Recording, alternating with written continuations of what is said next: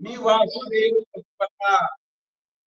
मी मी म्हणजे तुम्ही म्हणतात तो मी, जे म्हणते तो मी, ते म्हणतात तो मी, तुम्ही जे म्हणतात तो मी वासुदेव तत्वता. याच्यातला मी, याच्यातला मी, याच्यातला मी, याच्यातला मी वासुदेव आहे. मी तर हे तर नाही, मी तर वासुदेव तत्वता. आणि हे मी वासुदेव आहे आणि हे संतांना माहिती आहे. आणि ते संतांना विचारल्यावर कळो येईल विचारिता, आहे ठाऊक सौभाग्य संता. नाही तुझा अनिक मागुता गा. महाराजाला पूर्वीच पुण्य लागतं सगळ्या वर्णाचा त्याग करायला. आणि त्या तुकाराम महाराजांना मराठ्याच्या घरात सांगितले, पंढरीच्या लोकांना हे अभिमान, पाया पडे जन एकमेका. काऊन पडत होते? याच्यातला आभास, याच्यातला आभास, याच्यातला आभास, तीन नाही. एकमेकाच्या पाया पडायलो का आपणच आपल्या पडायलो? आणि आपल्या ह्या भूतात असल्यावर त्याच्या हे पाय पडायले, यायचं ते पाय पडायचे. पाया पडायचं तरी काय घेतला? काय वाटतं महाराजाला, लोकायला एक कसं वाटतं? महाराज निष्कलंक वाटतं का कलंकित वाटतं? कलंकित वाटायला ना. आणि मग लाज वाटायली. तसं 65 मध्ये चांगलं महाराजांना ज्ञानोबारायला पत्र लिहायचं होतं. तर ते पत्र लिहित असताना स्वतःचा अहंकार आढवा आला. ते लहान लहान लेकरं नमस्कार लिहावा जर ते लहान आहेत, आशीर्वाद लिहावा जर तो वयाने लहान आहेत पण भूमिकेने मोठी नाही का. स्वरूप जगद्गुरु म्हणजे ते जगत अवतार आहेत परमात्म्याचे. आणि नमस्कार लिहावा तुम्ही 1400 वर्षाचा आला का नाही अहंकार आडवाला नमस्कार करायला करता नाही आला. आणि साधूता असे असतात महाराज, खरे जे संत असतात ना, खऱ्या संतांनाच माहिती प्रत्यक्ष रत्न चैतन्य परमात्मा आहे नाही का. महाराज तर लेता खूप बोलते म्हणजे आभागी संताला माहित नाही. आभाग्याला मोठाले मोठाले माहिती आहेत, सगळे माहिती मोठालेच माहिती. म्हणून असा भरणा चालू आहे महाराज. आणि मुक्त व्हायचं तर नावच नाही. आणि पुन्हा आमचा कार्यक्रम पुन्हा अहम निर्माण होतो. म्हणून तुकोबरायला सगळ्यांना हलून जाग करायचं. एकाला सांगायचं का ते आजच्या अभंगामध्ये म्हणतात, बाबा तुला संतांच्या दर्शनाला जायची लाज वाटेल आणि कुठं बी जायची लाज वाटाना.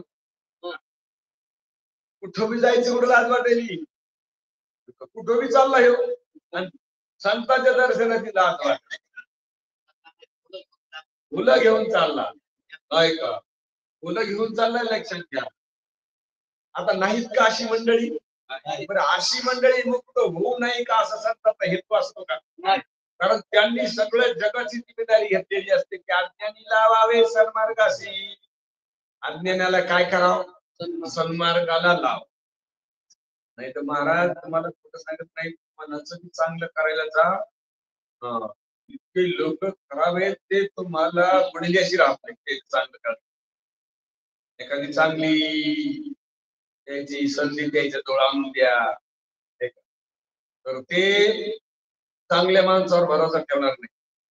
लबाडावर भरोसा ठेवून काम करून घेऊन त्या लबाडाला सुधरी देईल. चांगल्या माणसाला व्यवहारातल्या सुद्धा ते बेजार करतात. आणि व्यवहारातल्या बेजार केलेली माणसं खाण्याकरताच करतात, ती बेजार होत नाहीत. मग त्यांना सहन झालं तरी हरकत नाही, सहन करावं लागलं तरी हरकत नाही, अशी स्थिती निर्माण होते. म्हणून खूप अवघड महाराज. किती करा लोक करतात, लोकांच्या भावना शुद्ध नसल्यामुळं त्यांचा आपल्याला पूर्ण भाव नसतो. जिथं भाव ठेवायचा जागा नाही, तो भाव ठेवतात आणि कुणतात बी ते. म्हणून दुःख भरायला आपल्याला तळागाळातल्या माणसांना जाग करायचं की जे भलतीकडे चालले. त्याला संताशिवाय कोण सांगेल? कोण सांगू शकते? कोणाचं ऐकते नाही का. विषयी वडी भुलले जीव, आता यांचे कोण करीत जीव. न उपजे नारायण भाव, पाऊली ठाव नरदेहाला आले आणि देव ओळखू शकते. काय ओळखू शकत नाही? पवित्र पुत्र करणारी, पवित्र दूध देणारी, देवाच्या माथ्यावर जिचं गोमूत्र चलतं, तिच्या देहात तुम्ही परमात्मा आहात. काय माय तुमचं शरीर आता मासाचं आहे, तुम्ही असं त्या गाईला कळत नाही, नर देहाला त्या जीवाला कळत. पावली ठाव नर देह अशी स्थिती आहे, म्हणून ह्या तळागाळातल्या लोकांना जाग करतात. आणि कालच्याच अभंगामध्ये महाराज वेगळं बोलले, ते कीर्तन करतात, कथा करतात, पैसे मागतात, मुलीचे लग्न करतात, पैसे घेतात, काही त्रिमंत्राचा विक्रय करतात, पैसे घेतात, आणि यांना पण त्या जन्माला जातील बाबा मला काही कळत नाही, भयानक दुराचारी म्हणले तर म्हणून देवा मला तुझी हरीची संगती पण ह्या दुराचारी दिली. आणि आज तर ते कोणाला सांगायला कारण की ते भलतीकडं चालले, तिकडं जाऊ नये, तिकडं चालले, तिकडं पाहू नये, तिकडं पाहिले, तिकडं खाऊ नये, तिकडं खायले, आणि ते जिकडं पाहिले ते पदार्थ खरे नाहीत, जे खायले ते पदार्थ खरे नाहीत, जिकडं चालले तिकडं फसकत त्याच्या पुढचे विषय कोणते खरे आणि हे खरे. आता यायला खरं आणायचं तर संतांनाच खरं आणता येईल, म्हणून संत काय त्याचा कंटाळा बी करीत नाहीत, नाही का.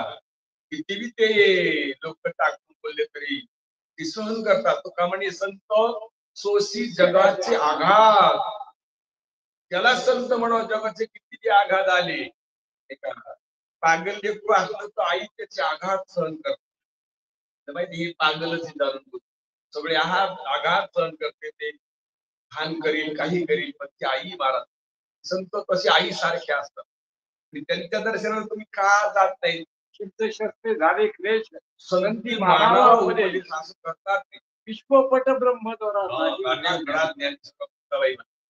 म्हणून भाग्यवान माणसं लागतात. तुकाराम महाराजांचे शब्द, नाथ महाराजांचे शब्द, ज्ञानेश्वर महाराजांचे, नामदेवरायांचे शब्द समजून घ्यायला, समजून ऐकूनच घेत नाहीत, ते आपली तऱ्हा मांडतात आणि तुम्हाला सोप्या पद्धतीनं ते परमात्मा प्राप्ती करून देतात. परमात्मा प्राप्ती करून देतात. परमात्मा प्राप्ती केल्यावर हे नाव राहत नाही.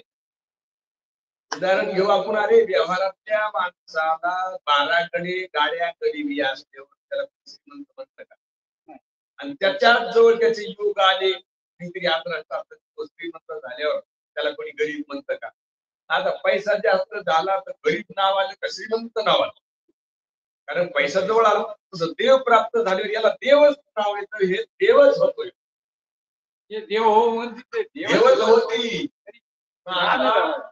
काय संतांना जास्त प्रयास करतील, पण तुम्ही देव स्वरूपाला चालले ना, कुठं चालले, देव स्वरूपाला चालले, देव स्वरूपाला चालले, म्हणून तुमच्याकडे मी चालले ना, तुमचं चांगलं झालं नाही म्हणून तुम्हाला सांगतात आपल्याला. बाबा काय म्हणतात, साधूच्या दर्शनाला गौभारा, वेशाची घरा हरसे जासी, तो पाहिलं का ते विषय कसे पाचिली, पेशा दासी मुरळी जगाची गोवाळी गोवळी, आणि दोन्ही बी अर्धे ते गोवळी बी येत, जगानं गोवळून टाकलेली तुच्छ मानले. त्या असणाऱ्या व्यक्तीला विषयाला, नाही का, त्या विषयाला सगळ्यांना असतात त्याच्यावर, चांगल्या नजरेनं पाहतं का, कोणी पाहत नाही, लक्षात घ्या. म्हणून आणि त्या स्थितीला जर आपण गेलेलो असलो तर आता पश्चाताप झाला ना घालो की पाप नष्ट होऊन जाते, ताकद या चिंतन.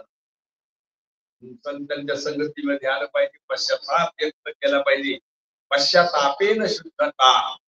म्हणून माणसाला, कारण पश्चाताप झाल्यावर शुद्ध व्हायला काय वेळ लागत नाही, कारण जीव मलिन झालाच नाही, शरीर शुद्धच नाही, आणि मन मात्र गदळ झालेलं आहे. मनाला पश्चाताप व्हायचा, मन गदळ झालेले, तर मन खरं नाही, आणि जे विषय भोगले ते बी खरे नाही.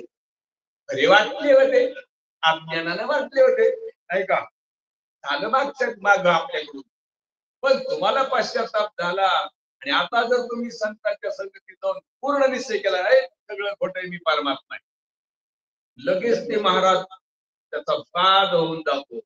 पण तुम्ही पुन्हा माग गेले नाही तर, नाही का, अशी स्थिती होते. म्हणून त्या स्थितीला बाजूला करण्याकरता संतांच्या संगतीत आलं पाहिजे तुकोबाराय म्हणतात, आणि लाजलं नाही पाहिजे. बाकीचेकडे पाय टाकायला लाज आणि बाकीचे लाज यायसारखंच लाज वाटायसारखे एवढे मोठे माणसं क्लास थर्ड क्लासला चालली म्हणजे किती वाईट वाटायसारखं आहे नाही. म्हणून तुकोबाराय म्हणतात बाबा, वेशा दासी मुरली जगाची ओवळी, सोवळी नाही. आणि ते तुझं सोवळी वाटली कैसी. मी लहान असताना हा बंधू पाठ केला होता. भजनामध्ये नेहमी म्हणायचं, मला हसायचं मला.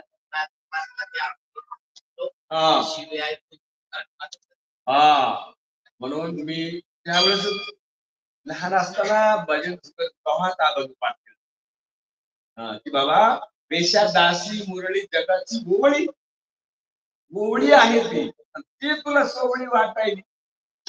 पहा, घाण विषय जर चांगले वाटतात म्हणजे प्रति घाण आहे का. महाराज म्हणतात, जगातला पदार्थ लहान मोठा कशावरून कोण ओळखू शकतोय. नेहमी संतासंग राहिलो ना आपण, आपल्याला हे शब्दाच्या अर्थाला गुन्हेला आपण ओळखू शकतो. कोणाला म्हणावं मोठं, पण त्या वस्तूला आवडी निवडीवर मोठेपणा आहे. कशावर? आवडी निवडीवर आहे. एखाद्या माणसाला मद्य प्यायला गोड वाटत असेल तर तो महाराज त्या विषयाला इतकं मोठं समजतो, तो जीवापेक्षा बी मोठं समजतो. पिऊन गटारापाशी पडणाऱ्या माणसाला काही वाटत नाही. त्या माणसाला मोठं समजलंय का स्वतःला का त्या विषयाला. आता तो विषय मोठा आहे का आवडीने मोठा झाला. आवडी निवडीवर पदार्थ मोठे का वस्तुस्थितीनं. आवडी निवडीवर घाण पदार्थ आहे, पण आवड आहे. महाराज म्हणतात, ते म्हणतात दूध पाहायला गेलं तर पूर्वीच्या काळामध्ये दूध स्वस्त होत नाही का. त्यांच्या काळामध्ये चांगलं प्युअर दूध 10 रुपये लिटर मिळायचं. आणि मी लहान छोटा असताना 1 रुपया लिटर दूध विकलेलं आहे खात्यावर. 5 रुपयाचं ट्रॅक्टर छाप नोट नेमकीच निघली होती, हिरवी 5च्या नवीनच निघल्या. तर 5 लिटर दूध आणायचं असं निरस 10 लिटर घालायचं होत्या. पलीकडून बाबरावजीची इकडून तात्याची छोटीशी, मुळेर भाऊची जास्त मोठी, ती जरा बरं चालत. पितळाची गुंडी मालकाला द्यायची, ते बी दिवस फिरतात यायचं. 9ला पुन्हा भाट्यावर पायी येऊन वापस जायचं पायी. 5 रुपयाचं माणसाला रोज होता, बाईला 100 रुपये, माणसाला 2.5 रुपये. आणि 2 माणसाची मजुरी निघत होती ना, म्हणून त्यांनी मला द्यायचं. म्हणून 1 रुपया लिटर दूध. आणि महाराज गुरुजी म्हणतात त्यावेळेला 10 रुपये लिटर दूध होतं, 40 रुपये लिटर दारू. दूध चांगलंय का दारू चांगली, पण लोक महत्व तिला देतात. म्हणून आवडीनं ती मोठी झाली का स्वरूपानं. आणि दूध आवडीनं कनिष्ठ झालं का स्वरूपानं. आवडीनं कनिष्ठ झालं, याला किंमत देईन, त्याला किंमत द्यायला. आवडीनं पदार्थ मोठे ठरल्या जातात, निवडीनं पदार्थ मोठे ठरल्या जातात. त्याला काय करता येईल नाही का. कोणाला काय आवडत सांगताच येत नाही. ज्याला ते आवडत ते चांगलं नसतं, पण आता सवय झाल्यावर काय करतात त्याला. सवय जडल्यावर, व्यसन लागल्यावर त्या माणसाला स्वतःचा काही परवा वाटत नाही का. कधी कधी शेतामध्ये आमचा असा अनुभव होता लहानपणाचा की काही माणसाला वेड्याची आणि तांबाखूची व्यसन होत. मालकानं वखर उभं केलं पळप्याचं की 10 मिनिटाचा ठेपा होता, पाणी गिणी प्या, त्याला ठेपा म्हणतात. ते ठेप्यात होते रान सगळ्याच्या तोंडात. ओळख जाईल कडे आपली पाळी ठेप्यात त्या मला होती, तो ठेपाचा ठेपा. पण आता काही त्याच्यात तंबाखू खाणारी आपली तंबाखू नसली जवळ की त्या पाणीच्या अवधीत ते नंबर भर जाऊन येईल तंबाखू का बसायला भेटत नव्हतं, पाणी प्यायला भेटत नव्हतं. ते कुणाला घ्यायचं दाखवा. आता कशाच्या अधीन झाली ती माणसं, व्यसनाच्या अधीन झाल्यावर असं होत. म्हणून ते स्वतःचा देह खर्च करतात, अक्कल खर्च करतात. जिथं देह अक्कल सुधारायचं लाज वाटायली, तिथं देह अक्कल खराब व्हायली तिथं धावायला. आणि हे महाराज संतांना आजही कळायलंय की याचा देह मौल्यवान आहे, त्याची बुद्धी मौल्यवान आहे, मूल्य खर्च कळायले. अज्ञानानं का ज्ञानानं, आणि ते अज्ञान आम्हीच काढू शकतो हे संतांना माहिती. का अज्ञान काढण्याकरता संत असतात. अज्ञानी लावावे सन्मार्गाशी, म्हणून त्यांना फार कळवळा येत होता. पुढे तसे जन न देखवे डोळा येतो कळवळा म्हणून या, म्हणून त्याला पोटातून कळवळा येत होता. आपल्या लेकराचा कसा कळवळा येतो आपल्याला, तसा संतांना कळवळा येत होता, येतोय आजही कळवळा येत नाही का. म्हणून त्या कळवळ्यानं जीव मोकळा होऊ शकतो. जीव त्या जीवाला काही बी भेटू द्या, काही बी भेटू द्या ब्रह्मांडात, बरं नाही चुकत. म्हणून जर जीवाला संसारात काही भेटलं तर तो सुखी होऊ शकत नाही का. आणि त्याला सुखाची अनादिकालची इच्छा आहे. देहातल्या नरदेहातल्या जीवाला, म्हशीच्या जीवात त्या जीवाला सुख नाही, सुखाची इच्छा नाही, निवांत आहे तिच्या पुढची कंडिशन फ्रेश आहे. जणल्यावर तिला वाटतं का बाळाला डोस द्यावा का, मी काही चांगलं खावा, याचं पोट बरं राहील. मी जर काही नाही खाल्लं, काही बी खाल्लं तुला घराचं पोट वाटतं तिला नाही का. आपल्या आईने काही खाल्ल्यावर आपलं होतं का नाही का. ज्या सासरवासी मुली होत्या नाही का, आता आमच्या आईचा स्वभाव होता, आमच्या मुलाच्या पोटात आलं किंवा खोकला की ही रान धरत नाही, तिला काही बी खायला लागतं. ती साखर हे करीत नाही, आंबट काही पाहत नाही. पण सुना अशा होत्या की त्या परत पाहत नव्हत्या.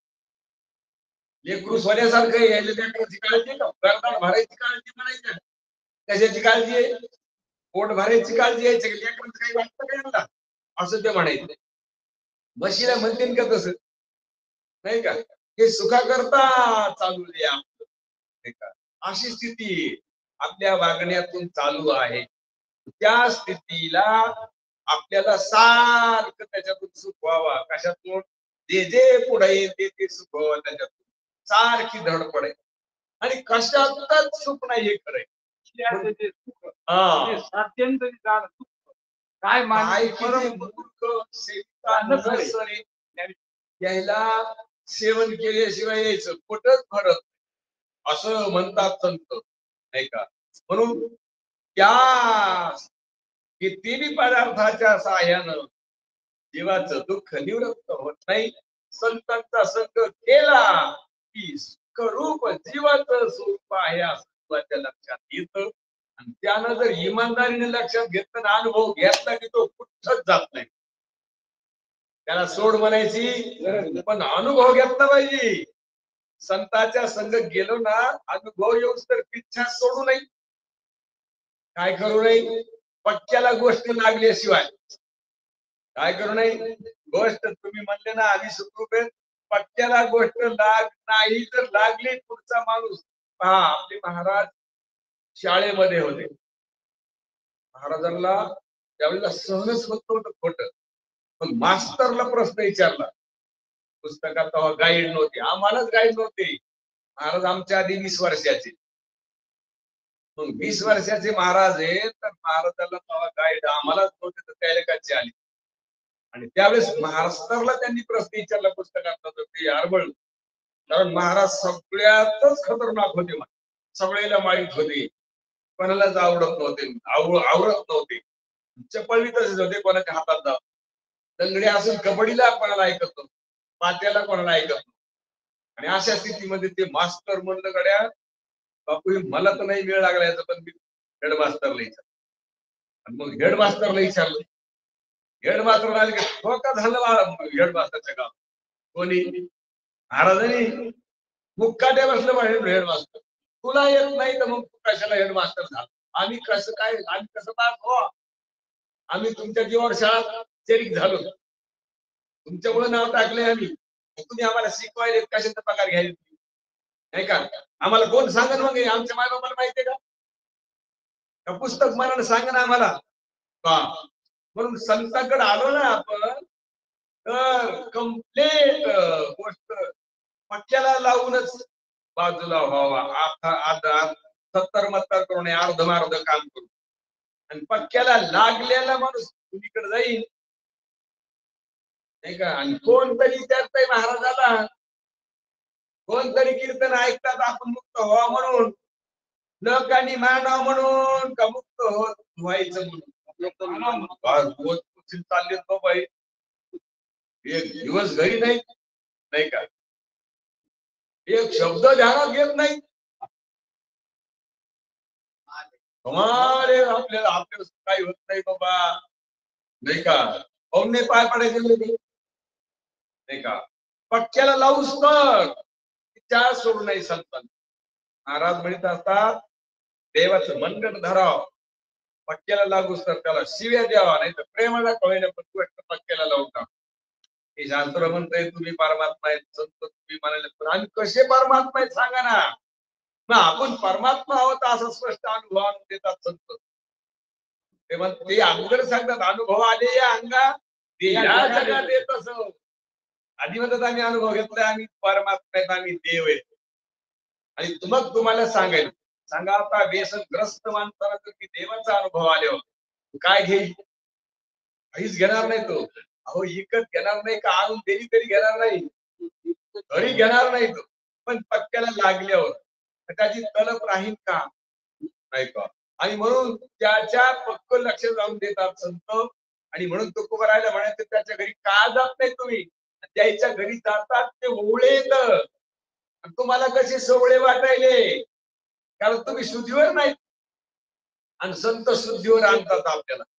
पण तुकोबाराय म्हणतात पेशा दासी मुरळी जगाची ओवळी, ते दूध सोवळी वाटे कैशी. आणि पुढे म्हणतात अरे निचा अरे हलकटा, इतकं टाकून बोलतात. तुका म्हणे आता लाज धरी काय बोल नाही का. आणि कोणा करताय हा महाराजाला का खूप अभ्यास झाला, लोक मानाली बोलाली का काय महाराज कोणा करता बोल नाही. इतकं कडूड का औषध डॉक्टर कशाला तयार केलंय का, रोग जाण्याकरता का पैसे भेटण्याकरता. रोग जाण्या इतकं टाकून काय गरज आहे महाराज आपल्याला लुच्च्या म्हणायचं नाही का. आता महाराज लुच्च्या म्हणाले का आपण लुच्च्यासारखं वागायला महाराजालाच बोलायचा पाळीचा टाइम आणलाय. बोलायचा अरे काय क्वालिटी आहे आपली, काय पात्र आहे आपलं. महाराज उदाहरण घेतात, अरे एखाद्या माणसानं शिक्षण घेऊन क्लासोना अधिकारी झाला आणि फरडकरस वागायला. किती मेहनत केली बाबा तो, एवढा मोठा अधिकारी व्हायला, जिल्हा अधिकारी व्हायला तो किती मेहनत केली. सगळेच होतात का. एवढा अधिकारी होऊन जर तू गटारात पडू लागला तर काय त्याचा उपयोग झाला नाही का. म्हणून गटारात पडणं म्हणजे शरीराला मी समजणं, जे खरं वाटणं म्हणजे कुठं पडणं यायला नका समजू. आपण गटाराला खेटून येत का गटारातच येत, गटारामध्येच येत आपण. संत आपल्याला गटारातून बाहेर करतात. अरे जरा लाज धरा नाही का. संतांच्या भाषेत तुम्ही ज्याच्या नादी लागलात ते खरे नाही राजा नाही का. ज्याच्या नादी लागलात हारण ते धावायला लागलं ते प्रगती नाही बाबा, पाणी रे ते असं काय का नाही. ते पाणी नाही बाबा, मृगजळ आहे. आता हे सगळे विषय कसे आहेत ज्ञानोबरायला विचारा. ते म्हणतात हे विषय कैसे, रोहिणीचे मृगजळ कैसे. संतांचा इमानदारीने ऐकलेला माणूस विषयावरला मागे फिरत, विषय हातात घेतलेला टाकून देतो. अरे ज्ञानोबरायसारखं महात्मा सांगायला किंवा ज्ञानोबरायचा दुसरा अभंग आहे, जे जे देखणे सकळ ते स्वप्नीचे मृगजळ. काय काय तुमचं घर, तुमचं दारा पुत्र धन बंधू स्वैरे पेशून, तुमची भावकी तुमची स्वैरे, तुमचं घर दार बायका पोर मृगजळे. मृगजळ तुला काऊन जळजळ वाटाना का, तुला ते सोडलं की कळकळ वाटायची काय भानगडे. मृगजळे ते लक्षात घ्या. आता मृगजळात राहायचंय, कुठे राहायचंय, खोट मृगजळ ओळखून राहायचं. धावायचं नाही. हरणानं मृगजळ ओळखल्यावर ते पळत काय मजा आले राव. खाऊन पळायला ते ओळखलं नाही त्यानं, ओळखलंच नाही मग का नाही पळणार तुम्ही, आम्ही काऊन पळणार. ओळखलंय आपण की ते पाणी नाहीये, तसं विषयात सुख नाही मी सुख आहे असं संत लक्षात आणून देतात. म्हणून पण आता तुकोबाराय टाकून बसत बाबा लाज धरीच्या, तुका म्हणे आता लाज धरीच्या आणि नाही जर ऐकला तर तो दुसऱ्याला म्हणतात बुटाच्या पायाच्या टाचानं ठेसा याला. कशानं? चांगला निबटक बूट पायात घाला आणि याला पायानं ठेसा. ते जर म्हणलं तुला काय करायचं तुम्हाला, मी तुला त्याच्या करताच मी हे मला काय करायचं. ही कशा करताय? त्याच्या करताच आहे. तू ज्याच्या करता पळायला ते खरं नाही.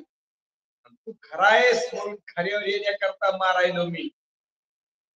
तुझा अपमान करायलो का खऱ्या करता मारायलो? खऱ्या करता. तू जर खऱ्यावर आला ना तर तू माझ्या पाया पडशील, स्वतःला देव मानशील. अशा भूमिकेचे पात्र हातात. का कधी कधी माणसं म्हणतात सोन्याचं पात्र हातात घेऊन भीक मागत राहावं. बरोबर आहे का? हातात सोन्याची परात आहे आणि काय मागायला नाही का? पाय ना त्या परातीचं वजन पाय ना, आहे तो पाहिलं का? ते शरीराचं वजन पाहिलं का?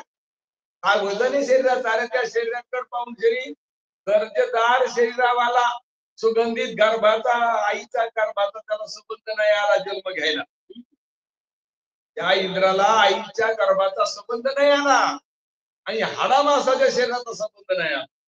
त्याचं हाडामासाचं शरीर नाही, लक्षात घ्या. त्याच्या शरीरात घाण मलमूत्र नाही, त्याला तहान भूक नाही आणि त्याला मलमूत्र नाही तर संडास बाथरूम असेल का? आंघोळ करायची गरज नाही.